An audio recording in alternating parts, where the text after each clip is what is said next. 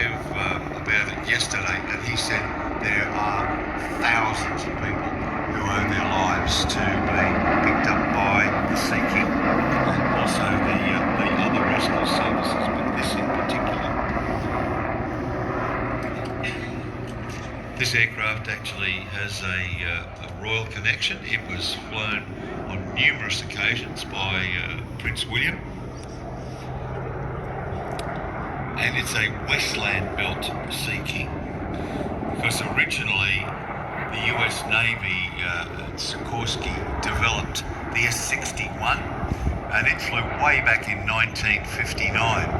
But the philosophy with the American helicopters was quite different to the Royal Navy philosophy.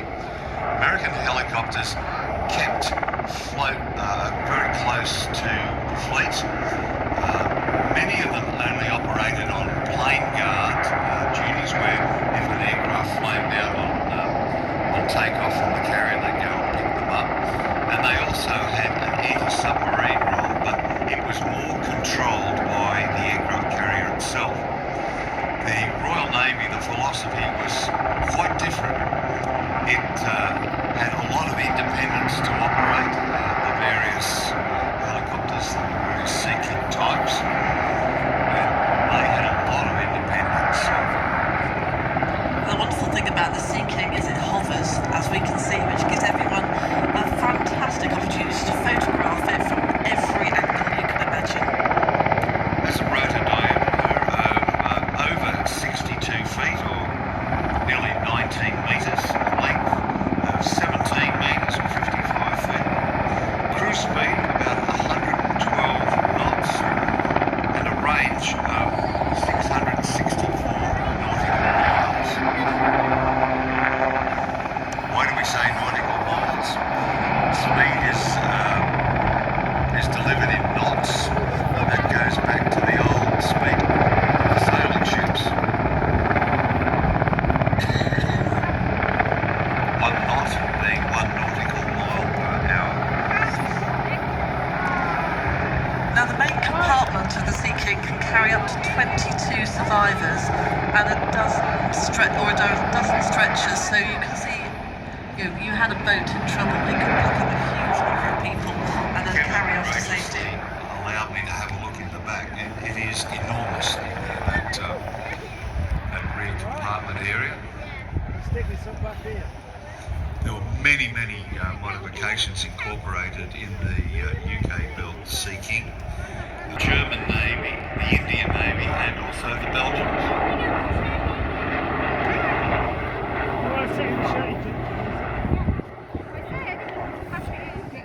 This aircraft is one of the fleet of the historic war was the helicopter war. And then the operation of helicopters just expanded in every direction in a military context.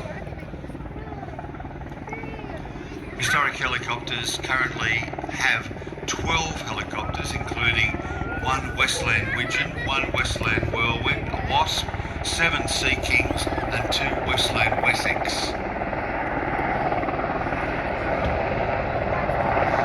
The aims of historic helicopters are basically to educate and inform the public, including, but not limited to, individuals aged 14 years and above, and those of a military background, of the role of our armed forces and aviation generally, by collecting, conserving and preserving and providing apprenticeships.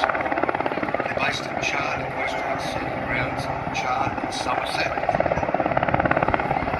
Now, what do we see coming out of the door? The door opened a little wider just We now. talked about the 4th crewman, George. And George is being dropped down to, in theory, rescue somebody from who's bobbing around at the sea below. He's not terribly active, is he?